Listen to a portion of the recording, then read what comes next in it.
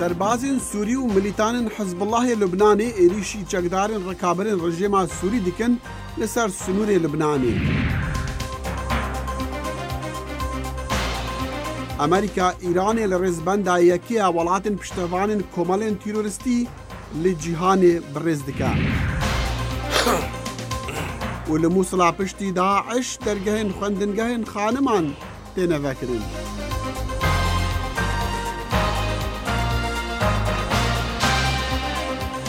سلااف و هیڤیان دەما خۆش دەگەڵ کورد کۆنەکشن. کورد کۆنەکشن هەموو ڕۆژانێکی هەینی و سێ شەموان لە بەشی کوردی دەنگی ئەمریکاوە ئامادە و پێشکەش دەکرێت و لە کەناڵی NRT-شەوە ڕاستەوخۆ پەخش دەکرێت. شەڕی دژی داعش لە دێرزور بەردەوامە. لەشکری سووریا وەک لە ڕاگەیانێکدا دەڵێ لە بیابانەکانی دەوروبەری شاری دێرزور هێرشێکی تێرۆریستانی دەوڵەتی ئیسلامی تێکشکاندووە. سەرکردایەتی نێوەندی لەشکری سووریا باز لەوە دەکات تێرۆریستانی دەوڵەتی ئیسلامی لە ڕۆژاوای ناوچەی حومەیمە لە هەرێمی دێرزور هێرشیان کردووە و توانراوە هێرشەکەیان تێکشکێنرێت. لەشکری سووریا دەڵێت لەو هێرشە سەرنەکەوتووی تێرۆریستاندا بەلانی کەم 30 داعش کوژراون و دەیان برینداریشیان هەیە، ئەمە بێ لەوەی زۆرێک لە ماشێنە زرێپۆشەکانی داعش لەو ناوچەیە سووتێنراون. و ئارتێشا سووریا و ملیتانên Hizbullahên Lubnanê karekî serbaziyê mezin dest pê kir ji bo derxistina sedan milîtanên rekaberên rejîma Sûrî li ser sunûrê her du welatan. Ew kiryarê çekdarî çaverîkirî bû piştî sernegirtina danûstandinên çend rojan bi mebesta Hindê ku ew hêzên rekaber ji wê herêmê derkevin. Serbazên Sûrî û milîtanên Hizbullah li rexê Sûriyê şer dikin û leşkerê Lubnanê li rexê sunûrê welatê xwe. Ew devera çiyayiya asê bingehê balê Sûriyayê El-Qaîdeyê yê bi navê Fethel Şam yan jî bi fermî tên binavkirin bi navê Cebhed el-Nesra. Navenda ragihandina leşkerê Sûrî dibêje wî kiryarê leşkerî li demekî zû îro ênî dest pê kir ji bajarê Ersal yê Lubnanê û gundê Filîta yê Sûrî û çend kes girtine, çend dever girtine û çend milîtan jî kuştine û birîndarkirine. هێزێکی نوێی تایبەت بە ئاسایشی ناوخۆیی لەم چەند ڕۆژەی ڕابردوودا پێکهێنراوە پاش ئەوەی خولی مەشق و ڕاهێنانیان تەواو کردووە. هاوپەیمانەتی بە سەرکردایەتی وڵاتە یەکگرتووەکانی ئەمریکا سەرپەرشتی ئەو ڕاهێنانەی کردووە و ئێستا ئەو هێزە ئامادەیە بچێ بەرەو ڕەققە تا باری ئاسایشی لەو ناوچانەدا بپارێزێ کە لەم ماوەیە ڕابردوودا لە تێرۆریستانی دەوڵەتی ئیسلامی سەندراونەتەوە. بەلایەن کەمەوە 250 دانیشتوانی پارێزگای ڕەقا لە دواترین پۆلی دەرچۆکان بوون لە کورسێکی ڕاهێنان بەڕابەرایەتی ئەمریکا کە ئامادەکاری دەکەن بۆ دامەزراندنی هێزێکی ئاسایشی ناوخۆ بە مەبەستی پاراستنی ناوچەکانی لە دەست داعش ڕزگار دەکرێن. مەراسیمی دەرچوونەکە لە ڕۆژی پێنجشەممە لە عین عیسا بەڕێوە چوو ژمارەیەک ڕاهێنەری ئەمریکایی و سەرپەرشتیاری هێزەکە تێدا ئامادە بوون. بە هاوکاری برادرە ئەمریکیەکانمان حەو ڕاهێنەر بووین و ئێستا ژمارەمان بۆ دەزیادی کردووە. لەگەڵ ئەمریکیەکان ئەم هێزەمان ڕاهێناوە لەسەر بەکارهێنانی چەک و چۆنەتی کۆنتڕۆلکردنی خاڵەکانی پشکین و مامەڵەکردن لەگەڵ سیڤیڵەکان و تیرۆریستان و خێزانەکانی لەناو شارەکەدا. ئەلبەتە ئەم هێزە وەک هێزێکی ئاسایشی ناوخۆ لە ڕەقە و نەکهێزی شەڕکەر و یاخۆت پۆلیس کار دەکەن. تا ئیستا 800 کەس بۆ ئەم هێزە دامەزراون بۆ دابشکردنیان بەسەر 5 ناوچە لە پارێزگای ڕەقا. پرۆگرامی ڕاهێنانەکەش پەلەی لێکراوە لەم دەمەی ئۆپەراسیۆنی ئازادکردنی ڕەقا چۆتە هەفتەی حوتەمینیەوە. ڕاهێنانەکە دەڕۆژی خان لەسەر بەکارهێنانی چەک و خۆڕاگرتن و وورەبەرزی ڕاهێنرای. ئەم کارە هەروەها یەکێکە لە بەشداربوونی ڕاستەوخۆی ئەمریکا لە پێکهێنانی هێزێک بە مەبەستی پاراستن و بەڕێوەبردننی شار و شارۆچکەکان ئەوانەی لە داعش ئازاد دەکرێن. بە پەرۆشەوەم و زۆر دڵخۆشم دەسمە ناوەندی تەبقە تا لەگەڵ دانیشتوان و خەڵکەکەی بین. مەسلەی بەڕێوەبردننی شارەکە دوای دەرکردنی داعش کارێکی ئاسان نییە. ڕخنەگران دەڵێن هێزەکانی سووریای دیموکرات بەڕێبەرایەتی کوردان ئەوانی ئەمریکا پشتیوانیان لێ دەکا و هەنووکە شەڕی داعش دەکەن بۆیان نییە پارێزگاکەی بە زۆرینەی عەرەب بەڕێوە ببەن. هێزنیوەکەش بە زۆری لە ئەفسەرانی عەرەب پێک هاتووە. وەزارەتە دەرڤە یا ئەمریکا راپۆرتا خۆیان ساڵانە یا 2016 لەسەر کارên تیرۆریستی لە جیهانê weşand. Raporta taybet bi karên tîroristî li cîhanê dibêje par rêjeya karên tîroristî hevber digel 2015 bilindtir bû û Îran welatê yekiye di piştevanîkirina komalên tîroristî de.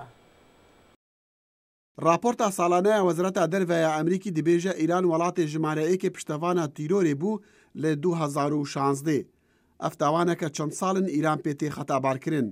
ئەو راپۆرتە کەس دەکە و ئیران گەفەیە دەکە سەر ئەولەهەیە جیهانی بە پشتەوانیکردنا کۆمەڵێن تیرۆریستیان وەکە حزب الله و مایتێکردنێ دی عێراق، سووریا و یەمەنێدا. ئیران دەمینە و ئەم هەموو دەزانین خەتەرترین گەفەیە لەسەر ئەمریکا. نەبتەنێ گەفە لەسەر بەرژەوەندیان مالڤر لێ لەسەر ئەولەهیە جیهانەیە. و ئەو لیستەکە کریارایە ئیران ژێبەرپرسیارە. چالاکیە نوێ گەفە ناوۆکی دەرباز کرینە. راپۆرت پشتڕاست دەکات و لە ساڵا 2016 ژمارە عێریشên تیرۆریستی لە سەرانسەری جیهانê hevber digal sala 2015 kêm bibûn. Pitiryawan êrîşan ji aliyê komala dewleta İslamî Daeş vebû ku bûne egerê kuştina pitiriya xelkê li Iraqê û li Sûriya. Êrîşên Daeş li 2016 bîst ji sedê zêdetir bûn jê 2015 û lê 20 welatên cîhanê bûn. Raporta Wezareta Derveya Emerîkî sebara tîrorê û danana Îranê li rêza yekem ya piştevanên komalên tîroristî hevdemê danana toleyan bû li ser 16 kesayetî û komalên kardariyê ku alîkariya bernama mûşekên balîstîkiyên Tehranê dikin. Serokê Îranê Hesan Ruhanî gelek bi tundî bersiva pêngava hikûmeta Serok Trump da lê negot bersiv wê çi be. Eger Amerîka sizayên nû bi her biyanûyekê li Kongresê yan li her cihekê dî pesend bike, İranê dê bersivek hebe. Eger Kongresî yasayek derbas kir, Perlemanê Îranê jî dê karekî heman şêwe bike. Em ê bersîngê pêşêlkiriyên Amerîka bigirin. Wezîrê Derveyê Îranê Ciwad Zarîf jî li New Yorkê digel karbidestên Emerîkî jiviya li duan bîreweriya rêkeftina dîrokiya cîhanê digel Tehranê li ser bernama navokî. Serok Donald Trump dibêje ew xirabtirîn rêkeftin bû danûstandin li ser bênekirin. Revendên Îraniyan li Amerîka digel baweriya serokê Emerîkî ne. İran saziyek terorîst e. Çi jî nahêt guhartin eger Ehmedî Nejad yan Rohanî serok be. Siyasetên Îranê nahên guhartin.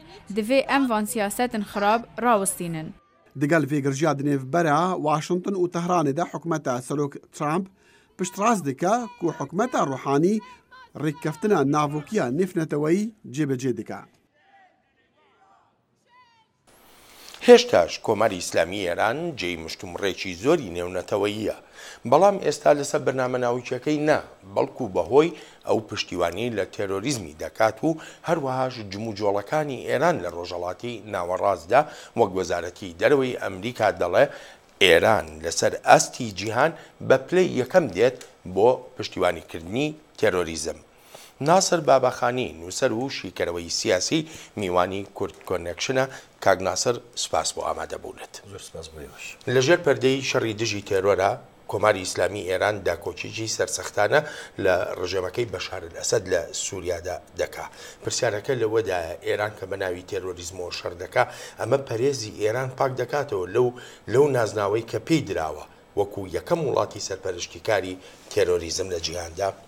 لانیکەم ئەوەی کە ئێمە دەیبینین لە ڕوانگەی ئەو شوێنانەی کە بەداداچوون دەکەن بۆ پلەبەندی وڵاتانی پشتیوانی کرد لە تێرۆریزم و ئەو ناوەندانەی کە لێکۆڵینەوە لەسەر ئەمە دەکەنەوە یا شوێنەوە گۆزارەتی دەرەوەی ئەمریکا کە لیستێکی تایبەت بەخۆی هەیە بۆ وڵاتانی کە لایەنگری لە مەسئلەی تێرۆر دەکەن لانیکەم تا ئێستا ئەو نیشان نەدراوە کە ئێران بەڕاستی بێ شەڕکردن لە ئەوەی کە ئێران لە سووریا دێکا بەر لەوەی کە شەڕکردن بێ لەگەڵ تێرۆریزم لە حەقیقەتدا حەسار خەڵوت سازکردنێکە بۆ ئەوەی کە ئەمن و ئاسایشی خۆی لەو ناچەی پارێزێ بەبێ گومان بەپێی ئەوەی کە ئەو دوژمنایەتی کە ئێران لە ناوچە دەگەڵ ئەمریکا بەگشتی و بە تایبەتی لەگەڵ ئیسرائیل دەیکە پێی وا هەیە کە ئەگەر بێت و وڵاتێک بنێ سووریا نەمێنێ لە دوجاردا وڵاتێکی دیموکراتیک لەو ناوچەیەدا ببێت هەڕەشەیەکی زۆر مەترسیدارە بۆ سەر ئێران چون بۆ خۆت دەزانی ئێران لەوەتی 40 ساڵی ڕابردوودا کە هاتوۆتە سەردەسەڵات بەردەوام قەیرانی بە قەیران تێپەڕ کردووە بۆیە پێم وایە ناوچەکە هەتا قەیراناوی تر بێ فۆکوس لەسەر ئێران هەڵدەگیرێ ئەو بە قازانجی ئێران نییە. یەکێ لە پرسیارەکان کاک ناسر ئەوەیە کاتێک کە باسی تێرۆریزم دەکرێت کۆماری ئیسلامی ئێران لەگەڵ تێرۆریزمدایە کاتێک کە باسی ناسەقامگیری لە خاوەرمیانەیە لە ڕۆژهەڵاتی ناوەڕاستدا دەکرێت بە هەمان شێوە ئێران ئامادەیەکی زۆر بەهێزی هەیە ئێران پشت بەچی ئەمانە دەکات. ئەوەی ڕاستی بێ ئەگەر بۆ وڵامی ئەو پرسیارە بم هەوێ بە شێوەیەکی کرۆنۆلۆژیک بگەڕێمەوە دوایە پێم خۆشە ئاماژە بە شتێکی زۆر گرنگ بکەم ئەویش کۆنفرانسی ئاسایشی منیخ بوو کە لە شوباتی ڕابردوودا لە ئەڵمان بەڕێوە چوو لەوێدا مایک پێنس کوتی ئەو دەستەواژەی ناسەقامگیری یعنی ئێران وەک هۆکاری ناسەقامگیری لەو دەمێەوە لە ئیدارەی نوێی ئەمریکاداواتە لە ئیدارەی ترامپدا بوو بەباو کە ئێران هۆکاری سەرەکی ناسەقامگیر بوونی ئاسایش و ئەمنی ناوچەیە ئێستا کە ئەمە هاتووینە دوای ئەو مەسئلەی دیسانە کە ڕێکستەلێرسن هەر لە عەرەبستانێ عینی ئەو شتەی دووپات کردەوە ترامپیش لە عەرەبستانی سعودیە بە هەمان شێوە جەختیلەوە کردەوە ئاماژە بۆیە بکەم کە ئەو ڕەوتە بە شێوەیەکی کرۆنۆلۆژیک بە شێوەیەکی بەردەوامی پیا کردو هەتا گەیشتوتە ئەو بەیانیەی وەزارەتی با بڵێن دارایی ئەمریکا و هەتا وەروا وەزارەتی دەرەوەی ئەمریکا کە ئێرانی جگە تەنیا مەبەستەکە لەسەر بازێک لە کارشناسەکان لەسەر ئەوەی باوەڕیان ئەوەیە کە کێشەکە لەسەر بەرجامە کێشەکە ئێستا خودی دەوڵەتی ترامپ و وەزیری دەرەوە کتوانەمە کێشەیەکمان نیە بەپێی ئەوەی کە کراوە چاوە دیرەکە گە زیاتر بکرێ و هەر 90 ڕۆژجارێک وەزارەتی دەرەوە ئەرچێتی کە بێنێ گزارش بە کۆنگرە بدا بۆی کە بزانن تا چ ئاستێکەوە چۆتە پێشێ بەڵام کێشەکە لەسەر ئەوە نیە زۆر هۆکارن لەوانە بەرنامەی موشەکە بالیستیکەکانی ئێرانە پشتیوانی تێروریزمە ئەو دەستەواژەیەکی ئێستا لە ئەدەبیاتی سیاسی ناوچەدا وەک هیلالی شیعی پەرەی پێداواتە دەستێوەردان لە کاروباری هەڵ لە هەمان گرنگتر پێشێلکردنی مافی مرۆڤە کەوابوو بەپی ئەو با بڵێن ئەو بابەتانێک کە لە ئێران لە گۆڕێدایە زۆر دەگمەنە ئێران بتوانێت خۆی لەو دوو خەرزگار بکات. کاک ناسەر سیاسەتی بەڕێوەبەرایەتی ئێستا لەگەڵ بەڕێوەبەرایەتی پێشوو لە ئەمریکادا بە 180 پلە جیاوازی هەیە لە بەرامبەر ئەم جیاوازیەدا ئۆپۆزیسیۆنی ئێرانی توانیوێتی چی بکات چه ئامادەیەکی هەبێت لە واشنگتن تا بتوانێت لەگەڵ ڕۆتەکەدا بڕوە. ئاماژە زۆر بە خاڵێکی جار زۆر گرنگ کرد کە من هیوادارم ئۆپۆزیسیۆنی ئێرانی بەگشتی بە تایبەتی ئۆپۆزیسیۆنی کورد وەڵامدەری ئەو پرسیارە بێ کە بزانن لەو بۆشاییە کە ئێستاکە لە نەبوونی بۆشایەکی جدی ئەمە گەر لەبیر بە بەحسمان کرد ئەو کاتی کە لە عێراقی سەردەمی بوشدا هاتە گۆڕێ ئێمە ئۆپۆزیسیۆنێکی یەکجار زۆر بەهێزمانە بوو لە هێزە عەرەبە شیعەکان عەرەبە سوننەکان و کورد بە تایبەتی معارزە لە لەندەن ساز بوو هەروە دەزانێت کە دەوڵەت لە تاراوگەدا ساز بوو بەڵام بەداخێکی زۆر گرانەوە ئۆپۆزیسیۆنی ئێرانی بەر لەوەی کە هەندێک هاش و هوش کوردەواری کوتنی و هەڵەوەڕی زیاتر لەلایەن ئۆپۆزیسیۆنە فارسەکانەوە بین هیچ شتێکی جدی نابینی و لە هەمان کاتدا ئێستا لە ئەمریکا لە واشنگتن وەک ناوەندی بڕیاراتی قەراری سیاسی و ئابووری دنیا کە دەکرێت زۆر کاری تدا بکەین بە قەولی هاوڕێیەکمان دەکرد نقطێک بتۆز بکرێ بەداخەوە ئۆپۆزیسیۆن غایبە زۆر بە کورتی پێم بڵێ کاتمانەوەندە نەماوە پێت وایە لە پاش ئەم سیاسەتانەی بەڕێوەبەرایەتی نوێ گۆڕانکاریەک لە ئێرانە بێتە ئاراوە ئەمن بە بەحسیۆم کردو لەو پێش من پێم وانێ ئەو گۆڕانکاریە با بێتە بە قەولی کابرا کوتنی ڕژیم چێنج بیانی گۆڕینی ڕژیم بێ من پێم وایە سیاسەتێکی کە دەوڵەتی نوێی ترامپ ڕەچاوی دەکا مەهاری هەنگاو بە هەنگاو و کۆنتڕۆلکردنی ئێران بێ لەوەی زیاتر پێم وانە بێ سناریۆیەک بۆ ئێران تەسەور بکرێ. کاک ناسر زۆر سپاست دەکەم زۆر سپاس. لە ناوچە دابڕێنراوەکانی عێراقدا دانیشتوانی کورد بە گرنگیەوە لە دۆسەی ڕفراندۆم دەڕوانن لە کاتێکدا جیاوازی ڕوانین هەن لەسەر ئەم دۆسەیە کە کاردانەوەی نەرێنی بە دوای خۆی داهێناوە لەسەر ئاستی وڵاتانی ناوچەکە. پامنێری دەنگی ئەمریکا لە شارۆچکەی مەندەلیەوە دەڵێ ژمارەیە خەڵکی دەڤەرەکەی دواندووە و باس لە ڕفراندۆم دەکەن.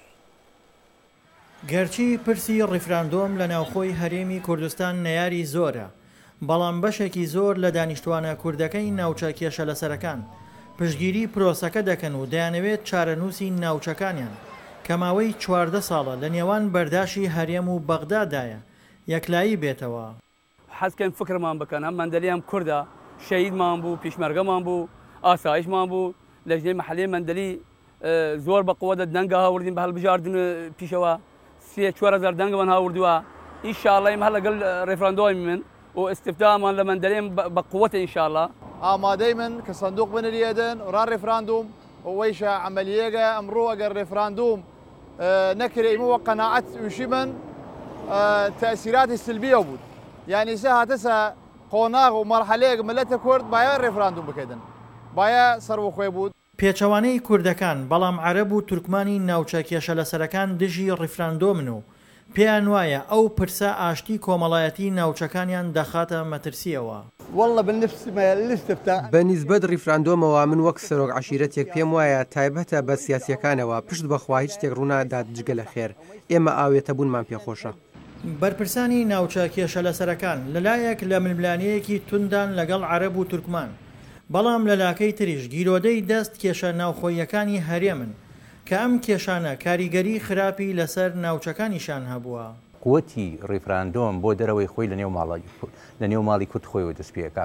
بەو پەرتەوازەیە کورد ناتوانێت گوتارێکی بۆ وڵاتانی دەوروبەر گوتارێکی هاوبەشی بۆ وڵاتانی دەوروبەر هەبێ و کورد بەو پەرتەوازەیە ناتوانێت قسەیەکی هاوبەشی بۆ ناوەند هەبێ و ئەم پرسە چۆن دەچێتە پێش و ڕێوشێنە قانونەکانی چین و دواتر بۆ ئەوەی قوتی قانونیشی هەبێ و پشتیوانی ڕۆژئاوا ئەمریکا بە شێوەیەکی تایبەت تر دەستە بەرکە بێگومان لەو باسی و خواسانن کە کورد دەبێ حسابی لەسەر بکە. هەرچەندە لە حاڵەتی ئەنجامدانی ڕاپرسیدا لە ناوچە کێشە لەسەرەکان پێ ناچێت کاریگەری لەسەر چارەنووسی ئەو ناوچانە هەبێت، بەو پێی ڕاپرسی ڕای نێودەوڵەتی لەسەر نییە، بەڵام پەیامێکە بۆ بەغدا بەوەی ئەو ناوچانە لەگەڵ چوونە پاڵ هەرێمدان.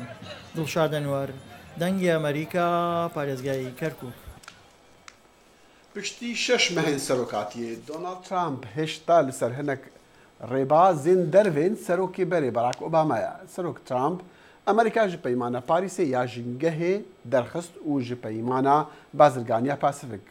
Ew bi dev dibêje ew ê peywendiyan digel Rûsya baş bike, lê hêşta li ser çendîn rêbazên dervên serokê berê diçe. کاتێک دۆنالد ترامپ دەدوێت لە باراک ئۆباما ناچێت لە وتەکەیدا بۆ پۆڵۆنیەکان لە وارشۆ ترامپ خۆی لە دیپلۆماسیەتی فرەلایەنی بەدوور ڕاگرت و ئاگاهیدا و گوتی بەهاکانی ڕۆژئاوایی هەڕەشەی تیرۆریزمیان لەسرە واتە لەوانەوەی لەگەڵ ئەو بەهایەنە هاوڕانین و لەو کەسانەش ڕازین. ئایا ئێبە ئەو خواست و ئازایەتیەمان تێدایە بۆ پاراستنی شارستانیەتمان بەڕووی ئەوانەی تێکی دەدەن و لە ناوی دەبن؟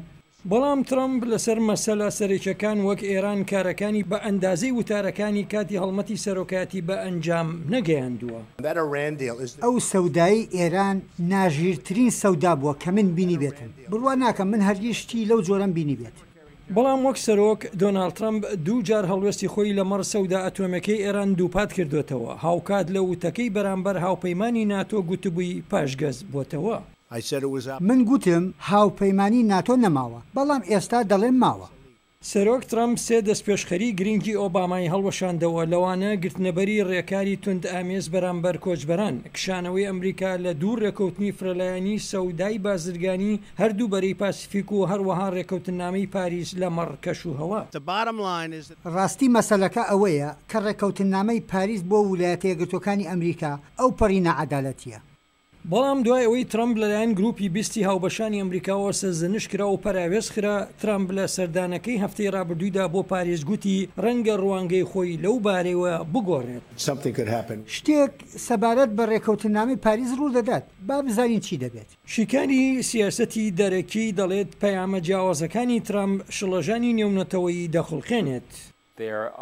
پرسیاری ڕیشەی هەند سەبارەت بە بەهاکانی ئەمریکایی کە ئایا ئەم بەڕێوەبەرایەتیە بەرەو کوێ دەڕوات، جاگەر بە ئاخاری زۆری نەتەوەپەرستی یان بە ئاراستەی پۆپۆلیستی زۆر هەنگاو بنێت، ئەوە لە ئێستاوە هەتا 4 ساڵی تر کەمبوونەوەیکی زۆر لە متمانە و پابند نەبوون بەدی دەکەین لە پەیوەندیەکان و دام و دەستگاکان ئەوانەی سیستمی نێونەتەوەیان بە شێوازشی سەقامگیر هێشتۆتەوە.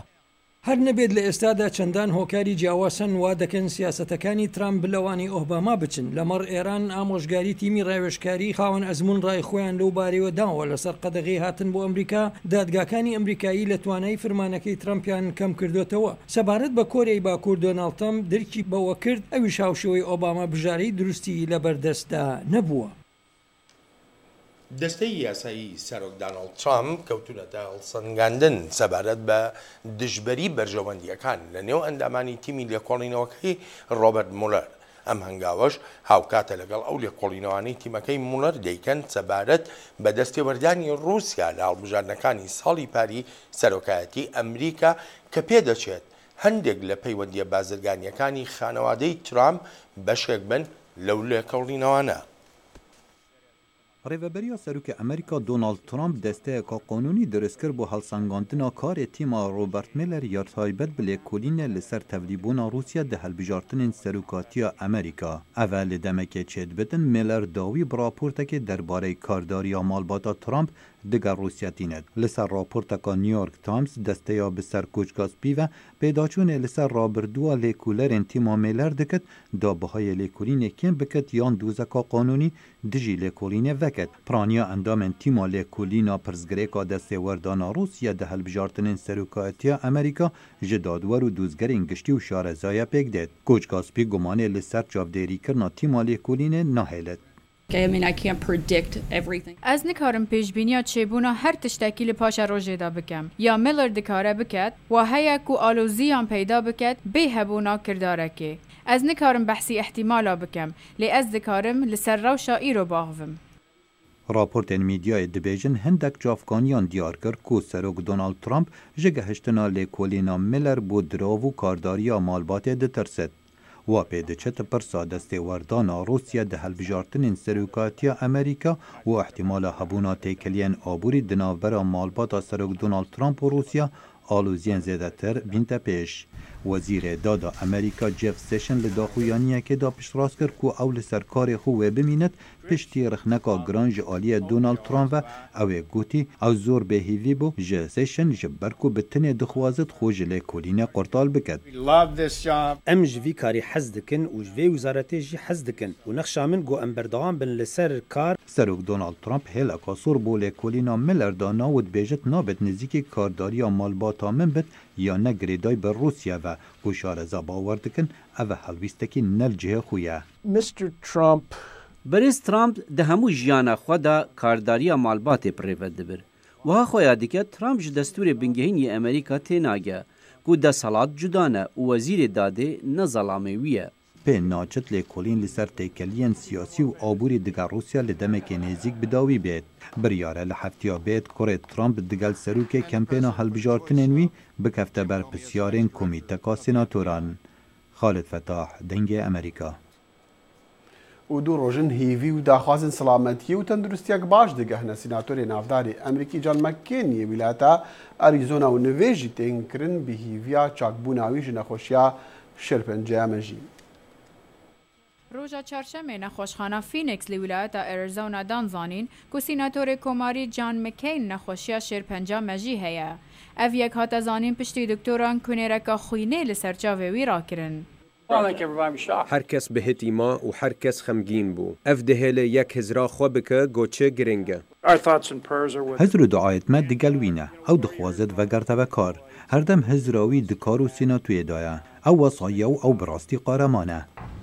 Şarazayeke şêrpencê dibêje dermankirina McCain wê zehmet be.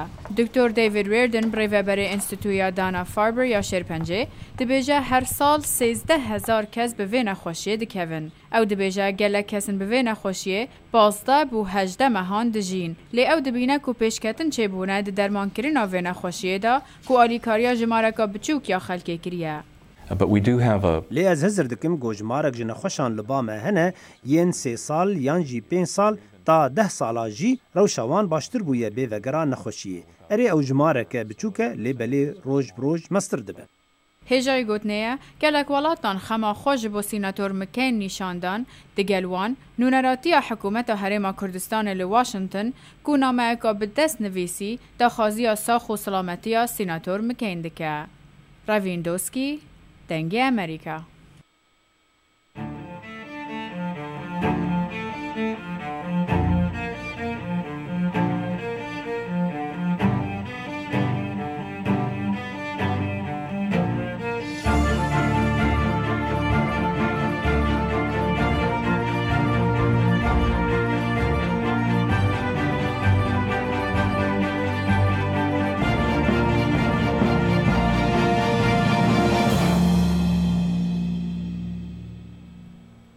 بوومەلەرزەیەکی بەهێز لە دوورگەی کۆسی یۆنانی داوە و ترس و نیگەرانیشی لە کەنارەکانی تورکیاشدا هێناوەتە ئاراوە.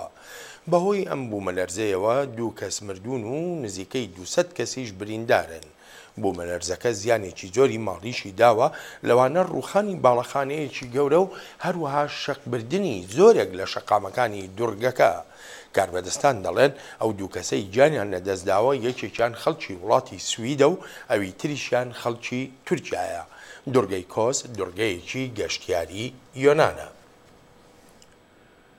2 بوومەلەرزەیەکی و پەیدارێکی پۆلیسی ئیسرائیلی دەبێژا و ڕێ نادن مسلمانن ji پێنجی ساڵی بچووکتر سەردانا پەرستگەها حرم شەریف بکن ji ترسا خۆپیشاندانên mezin li ser danana dezgehên eşkerekirina sinan. Polîsê İsraîlê got îro eynî hêzên ewlehiyê li nav û li dorûberên bajarê kevnê Orşelîm Qudsê hatine danîn. Mizgefta El-Aqsa girngtirîn perstgeha Musulman e li bajar. Rêberên Musulmanan daxwaza nerazîbûnên giştî piştî nivêja îniyê kirine. Wan daxwaz ji nivêjkaran kirine li derveyî Heremil Şerîf nivêjê bikin li şûna ku aloz bin bi rêw resmên derbazbûna cihên pîroz. Hûn ji bo nûçeya pêzanîn û şahî diçin ku dengê Amerîka em li cihê bûyerê ne. Nûçeyên giring ji bo we dişopînin. Bi YouTube û Facebook û Twitter'a xwe ya Kirmancî û Soranî. Bernamên siyasî, hunerî û ronakbîrî, bernama Kurd Connection di NRT TV de dikarin li televîzyon û radyoya pişka Kurdiya dengê Amerîka bişopînin û guhdarî bikin. Hemî platformên mîdyayî yên pişka Kurdiya dengê Amerîka di xizmeta we dane. We ciyek rast hilbijartiye. Dengê Amerîka jê deraherî bawer pêkirî. لەگەڵ هەوڵەکان بۆ ئاوادانکردنەوەی شاری مووسڵ هەروادێ و خوێندنگای زیاتر لەو شارەدا دەکرێنەوە پاش سەرکەوتنەکانی هێزە ئاسایشەکانی عێراق بەسەر تێرۆریستانی دەوڵەتی ئیسلامیدا. یەکێک لەو خوێندنگایانەی کراونەتەوە وەک پامنێری دەنگی ئەمریکا دەڵێ خوێندنگای بەلقیسە لە بەشە کۆنەکەی شاری مووسڵ. یەکێکیش لە خوێندکارەکان پێی وتووە پێویست بە خزمەتگوزاریە بنچینەیەکان هەیە لە قوتابخانەکەیاندا.